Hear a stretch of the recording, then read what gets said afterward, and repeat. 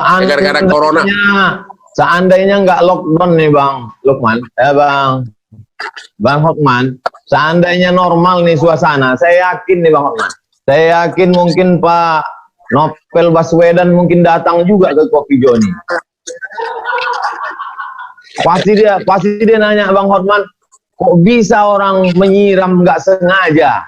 Kira-kira gimana tuh Bang? Saya nggak paham secara hukum. Ya, itu banyak pertanyaan. Tapi karena saya kebetulan tidak terlalu mendalami kasusnya, tapi memang di IG saya sudah ribuan orang mempertanyakan itu. Dan diminta memberikan komentar. Cuma karena masih proses persidangan, saya belum bisa komentar. Tapi di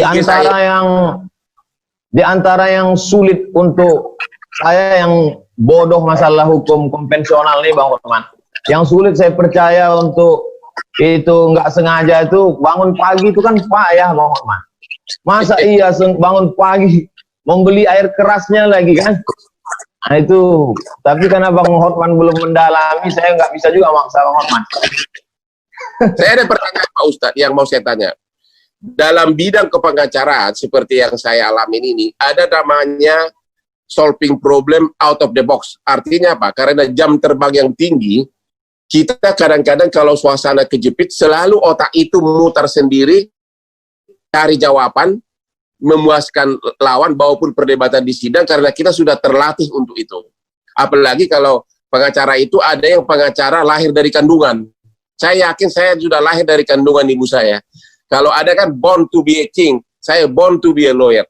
Saya mau tanya Pak Ustadz, karena ciri khas seperti itu juga ada sama Pak Ustadz. Saya perhatikan kalau Ustadz itu menjawab persoalan orang, selalu ada solving problemnya yang keluar otomatis dari pemikiran Pak Ustadz. Apakah itu dari pengalaman terlalu lama ceramah, atau memang instingnya Pak Ustadz yang tinggi, atau memang sudah lahir sebagai Ustadz, atau bagaimana? Atau pendidikan sekolah?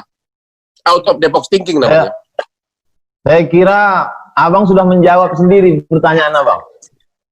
Yang pertama kadang pertanyaan itu berulang-ulang Bang. Itu juga. Yang kedua, karena saya dulu sekolah di Mesir, itu masuk kelas nggak boleh bawa kertas, cuma bawa satu pena saja. Kalau kita mencontek, kita mesti hafal itu semua. Kalau kita mencontek ketahuan, visa kita dicabut, di deportasi. Lalu kemudian mungkin faktor doa orang tua juga.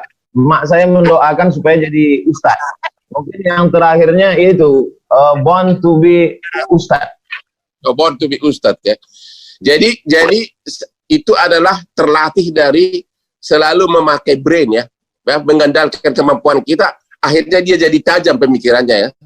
Artinya ibarat air, kalau dia mengalir, dia pada saat dia air itu kejepit, akhirnya dia mencari alurnya sendiri, begitu kira-kira. Setuju ya?